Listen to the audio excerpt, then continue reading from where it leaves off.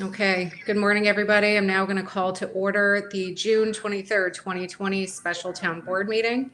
I would just like to remind you before the clerk calls the roll that if you are not speaking, please mute your device so that we don't get any feedback.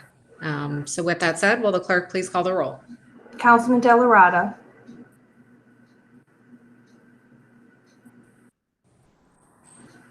Councilman Delarada. Absent. Councilwoman Jakewith.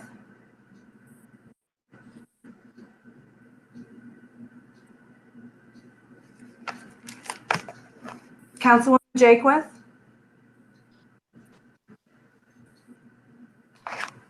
Are we having problems unmuting? Councilwoman McGraw.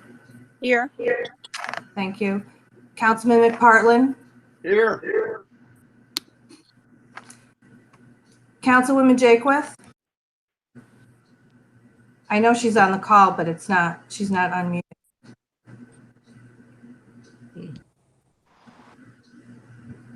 Is she one of the numbers that's dialed She's in? asking, yeah, no, I can't hear her. Just excuse me for 1 second. Yep.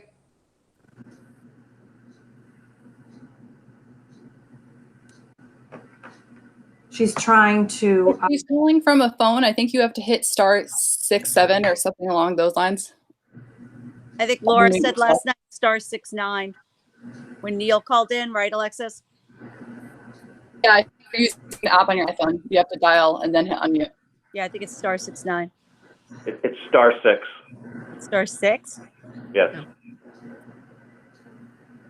Okay, I'm here. Thank you. Oh, there you go. Councilwoman Jakewith. Here.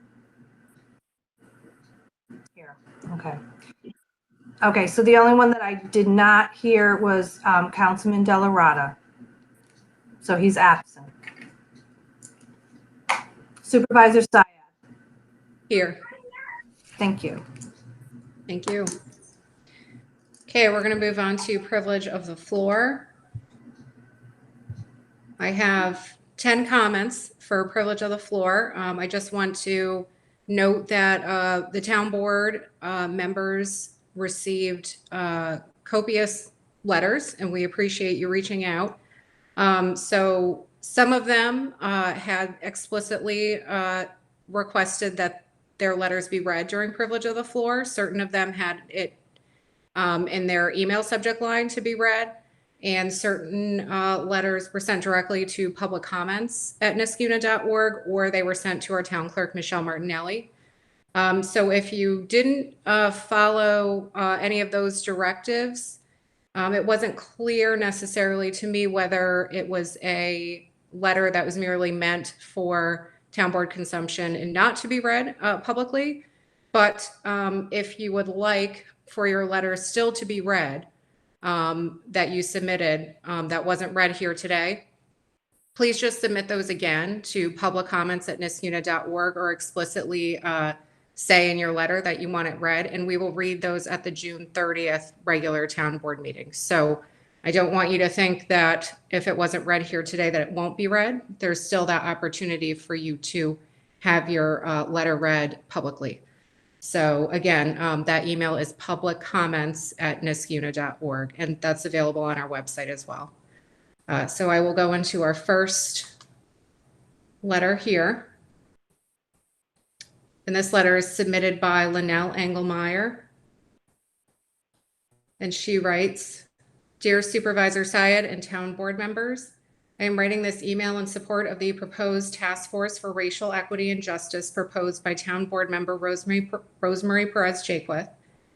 I feel strongly that we need a task force led by people of color, specifically African American members of our community, to examine the policies, procedures, and practices through the lens of equality and fairness for all Niskuna residents.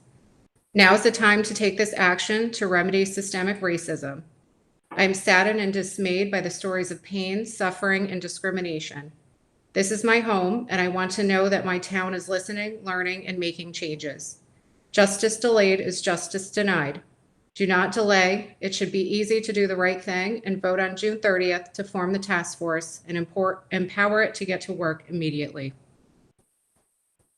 That concludes our first letter. Our second letter was submitted by Samantha Engelmeyer.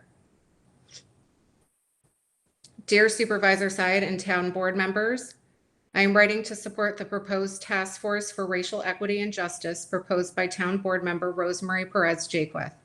I feel strongly that we need a task force led by people of color, specifically African American members of our community, to look at policies, procedures, and practices through the lens of equality. Now is the time to take this action to remedy systemic racism. My heart is broken by the stories of pain, suffering, and discrimination. This is my home, and I want to know that my town is listening, learning, and making changes. Justice delayed is justice denied. Do not delay. It should be easy to do the right thing and vote on June 30th to form the task force and empower its members to get to work immediately. That concludes our second letter. Our third letter is from, having difficulties here. Our third letter is from Susan Paulsonelli of Oakmont Street. And she writes, Dear Supervisor Syed and members of the town board, with the retirement of Paul Sebesta, I have concerns about what will happen in the aftermath of his resignation. I applaud the town board's initial action to suspend Mr. Sebesta pending an investigation. That initial action was in keeping with the seriousness of the allegation and indicated to me that at that moment, the board understood how the racist act of a high-level supervisor and head of human resources impacts the town employees, and the African American community at large. To be clear, Mr. Sebesta's retirement does not resolve the issues that surround this blackface incident and only resolves the status of his employment. Mr. Sebesta's retirement does nothing to identify the failures in the system that allowed a 4-year course of conduct to continue unmitigated. It doesn't answer the essential questions of who in positions of authority knew about the blackface photo, when they knew it, and what they did about it. Nor does it resolve how many employees made complaints, who they complained to, why action was not taken, and importantly, whether there was retaliation against any personnel who complained about the photo. I'll end by saying that blackface is not entertainment. It is not funny. It is a practice that is designed to denigrate African Americans. This blackface incident isn't about Mr. Sebesta. It's about our town and the willingness of town officials to speak against racist acts, commit to anti-discrimination, take action to protect the interests of African American employees, and restore confidence in the system to investigate and resolve complaints about discriminatory employment practices. I urge each member of the town board to insist on an investigation by outside counsel, and I implore you exhibit leadership in this moment by uniting to support our African American community in words and in deeds. That concludes the third letter. Fourth letter is submitted by Tina Lee of 1106 Glen Meadow Court. Dear members of the Niskayuna Town Board, as a longtime resident of Niskayuna, I'm disheartened by the town's comptroller, Paul Sebesta, and his dressing in blackface. We've established that blackface is never okay. As the town's director of human resources, Sebesta was responsible for hiring an inclusive workforce and promoting an environment free of racism. How effective could he be? How did his attitude impact employees of the town? I urge the town to move forward with an independent investigation to follow up on these issues. I'm also dismayed by town board member John Della Rata and his comments published in the Schenectady Gazette on June 20th. In the Gazette article, Della Rata seems to dismiss the seriousness of this Sebesta incident. Too often, we see white-bodied individuals who fail to recognize how blackface stereotypes have been embedded in our country's history of injustice toward African American sisters and brothers. As an elected official, Della Rata's comments are especially upsetting. As Bina Kandola, author of Racism at Work, The Danger of Indifference, wrote, unless we are prepared to have a discussion about the impact of stereotypes and how they affect decisions that are made within organizations, we are not going to make any more progress toward eradicating racism. I am proud of the young people of Niskayuna who have stood up and led our recent Black Lives Matter rally at Town Hall. Our youth are working passionately for love, equality, and ending racism. I expect nothing less from our elected officials. I'm submitting a copy of this letter to the town clerk for inclusion in the meeting minutes. That concludes our fourth letter. Fifth letter is from Kala Kinney. Hopefully I'm pronouncing that last name correctly. Dear Supervisor Syed and town board members, I'm writing to support the proposed task force for racial equity and justice proposed by town board member Rosemary Perez Jaquith. I feel strongly that we need a task force led by people of color, specifically African American members of our community, to look at policies, procedures, and practices through the lens of equality. Now is the time to take this action to remedy systemic racism. My heart is broken by the stories of pain, suffering, and discrimination. This is my home, and I want to know that my town is listening, learning, and making changes. Justice delayed is justice denied. Do not delay. It should be easy to do the right thing and vote on June 30th to form the task force and empower it to get to work immediately. That concludes our fifth public letter.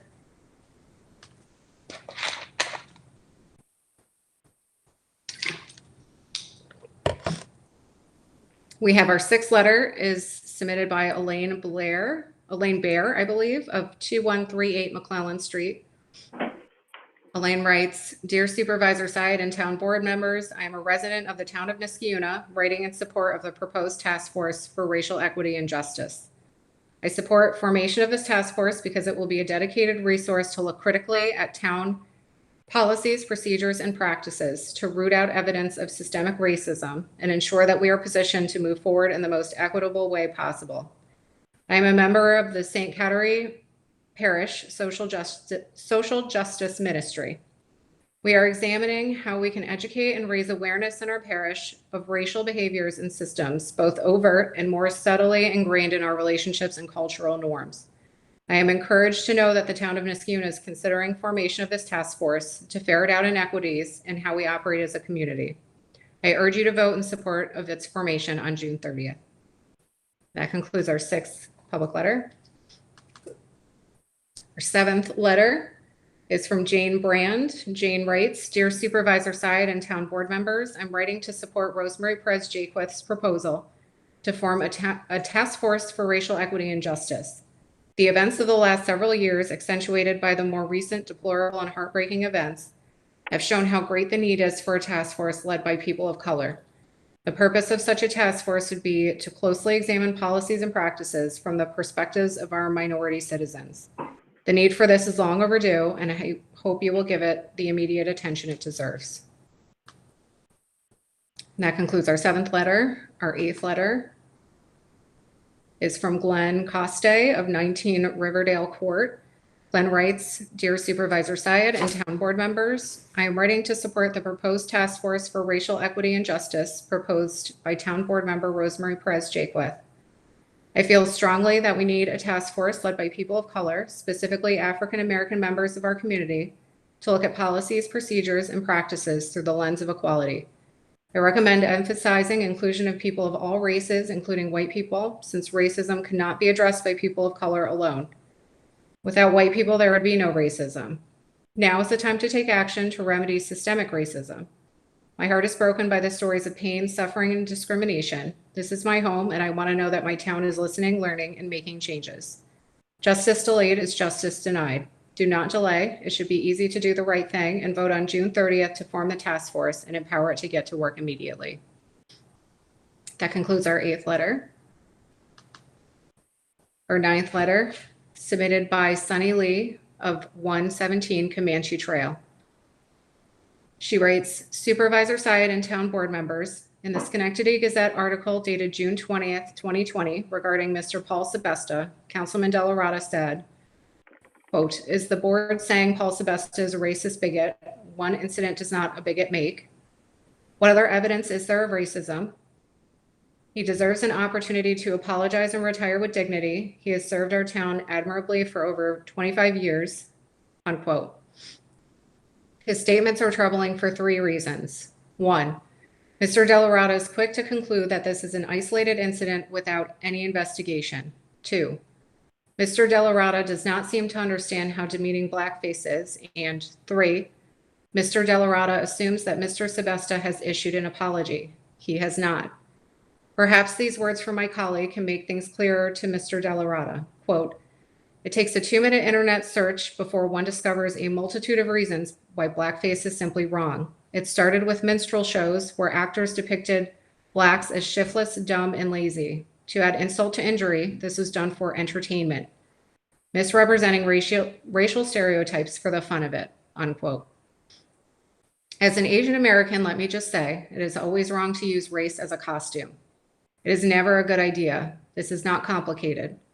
Mr. Sebesta was called out for a dumb and bad thing, as he should have. He retired from his position immediately, as he should have. He made no real apology for his bad behavior, but he definitely should have. We have all been taught that there are 2 words critical to constitute an apology: I'm sorry. 2 words conspicuously missing from the statement that Mr. Sebesta issued. He has had ample time to issue an apology and has failed to do so. Mr. Delarada's comments leave the impression that this matter is resolved with Mr. Sebesta's retirement. The residents of this town, especially the minority residents, deserve an investigation to determine whether or not this is an isolated incident. If not, whether any racial prejudices or biases affected his decisions as HR director over so many years. The town board should appoint an independent counsel to fully investigate Mr. Sebesta's actions as HR director. Finally, Mr. Delarada should recuse himself from any votes on this matter, as he is neither unbiased nor objective on this issue. Ironically, that is the one thing that he made crystal clear with his comments to the Gazette. That concludes our 9th letter. Our 10th letter.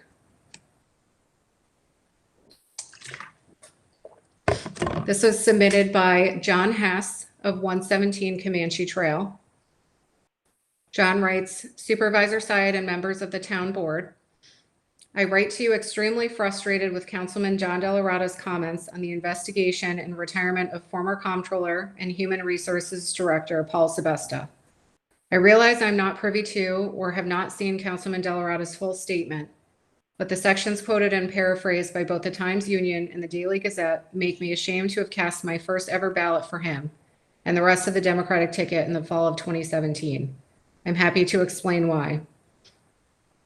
1, Councilman Delarada's words show a lack of interest in becoming educated on racial issues. His statement accuses his fellow town board members of acting maliciously and says, quote, I can't explain their actions. All I can do is disagree with the way they are handling this, unquote. Alone, those words would be tone deaf and express a lack of understanding of racial issues, such as the highly offensive nature of blackface, which has been used for centuries to belittle and demean the Black community. However, Councilman Delarada's words have even worse implications, as he wrote them after choosing not to attend an executive session of the board last Wednesday, refusing to even hear out town board members more well-versed and informed on racial issues. To me, this shows not only a dearth of knowledge of the severity of racist behavior, but also willful ignorance on any education or ideas that threaten his preconceived notions of how the world works. Speaking without listening to the opinions of others, especially when 2 of the other board members are women of color, sounds less like the councilman I thought I was voting for and more like the current president, who has rightfully been criticized for comments expressing similar sentiments. Number 2, Councilman Delarada attempted to deflect blame onto the current supervisor for not acting on this when she first heard rumors of it. I have 2 issues with the lack of proper investigation in 2018 when the picture surfaced. But we also must keep in mind that as a society, we are ever improving, and fellow community members are allowed to change their mind when they become more educated on certain topics. Should this have come up sooner? Yes. Does that invalidate the investigation and just consequences? No. Though I wish she had done something sooner, I believe we must recognize that eventually she did the right thing. Thus far, I cannot say the same about Councilman Delarada. I hope to be able to do so in the near future if he takes the proper steps to learn institutional and systemic racism. Number 3, Councilman Delarada wrote off Mr. Sebesta's behavior as an error in judgment and said, quote, I now look forward to applying the Sebesta standard to all our appointed employees, unquote. If this means that Councilman Delarada will be taking action against other employees with histories of racist behavior and supporting the Racial Equity Task Force, I commend him for that. However, in the context of his other statements, this seems like a disparaging remark criticizing the rest of the board for holding the Director of Human Resources accountable for racist behavior. How can Councilman Delarada possibly claim that someone who wore blackface and posted it on social media is fit to receive and deal with complaints of racism in the town government? If Mr. Sebesto truly had a simple error in judgment, he was clearly neither fit nor well enough prepared to serve as HR director. Although nothing else has come out in recent days about past racist behavior of Mr. Sebesta and other town employees, but I hope the board is looking into these actions in order to hold those responsible accountable for them. Who knows how many complaints went dismissed or unreported because Mr. Sebesta served in such an integral role. As someone who has worked at the town, I know that the town has other employees who engage in racist behavior and use racist language.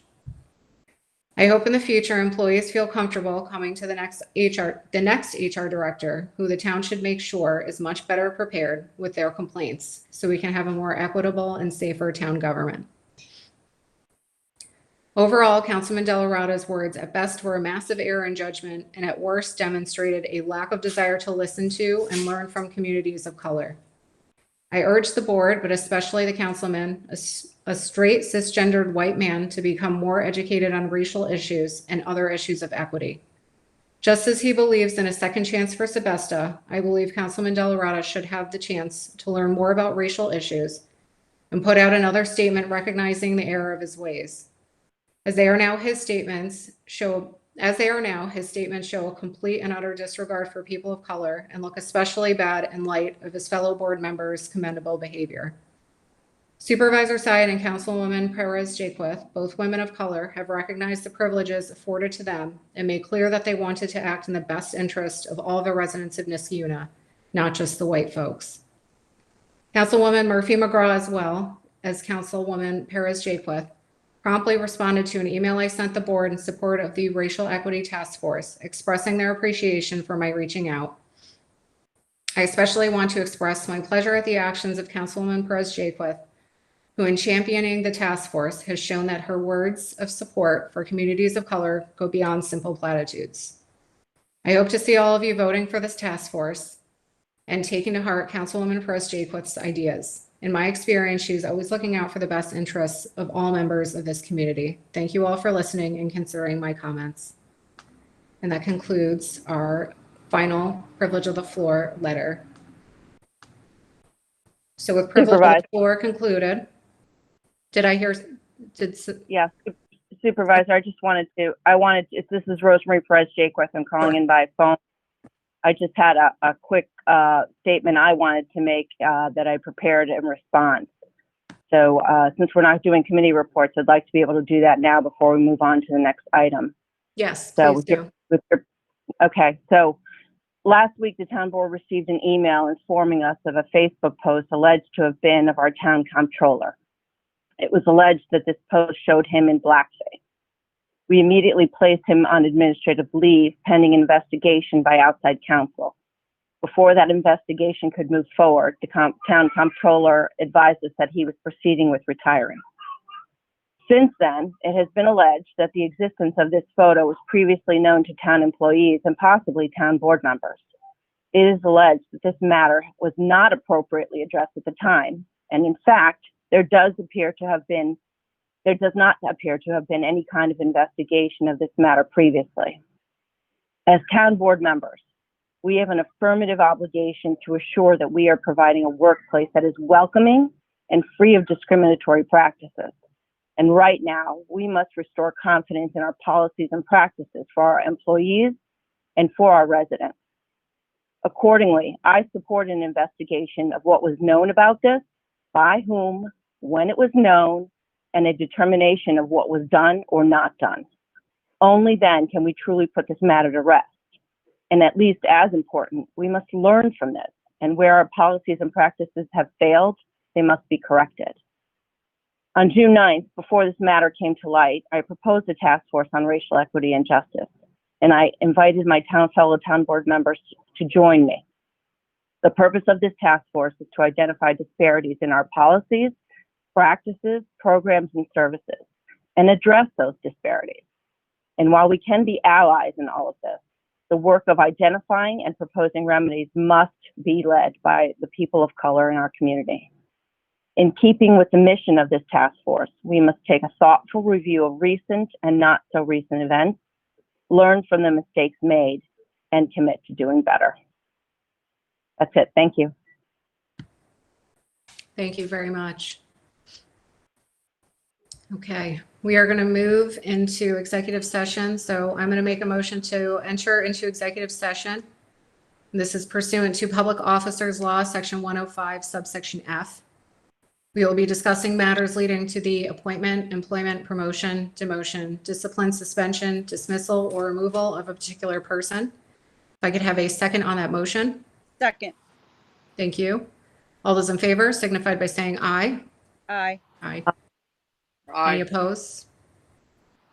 Any opposed? Okay. I just want to note before we go into executive session, I don't know if anybody's seen that John Delarada is on this call. Oh, he got disconnected, he's saying now. Okay. All right. He was on. I know he was on for the lion's share of the letters. So, excuse me, but was he 08, the number 08 that popped up? Oh, wait, just popped up again. Is that John? I don't know. I don't know, Michelle. I'll tell you. Okay. Thank you, Denise. Okay, great. Thank you. Okay, thank you. So for those live streaming, certain members are going to take themselves off of this call, most notably town board members and certain other department heads. We are going to call in on a separate line, so don't be alarmed by the pause and lack of certain people. We're going to rejoin at the conclusion of executive session, and then we will take up the resolutions that we have on the agenda. So those of you who will be joining us for executive session, if you could log off now, dial into the separate number that Bill Lawrence has sent us. Thank you. Should we Do we dial have in? that separate number? Video conference? I'm sorry, what was that, Alexis? I said, do you prefer us to, should we all dial in or should some of us use video conference? Is there a preference? It doesn't matter, whatever someone's preference is. I likely will. Do I have, can anybody hear me? This is John Delarada. Yes. Yes, Do I have, John, we can hear do you. I have a okay, do I have a separate number for the executive session? Yes, you should. It should have been emailed. I can This email one now. was emailed.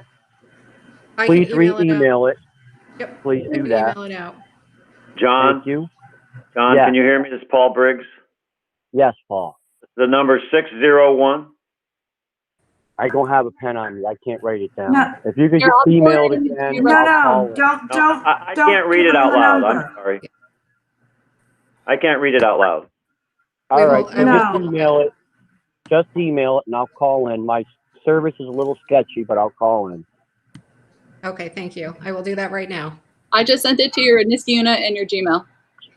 Thank you. you. Thank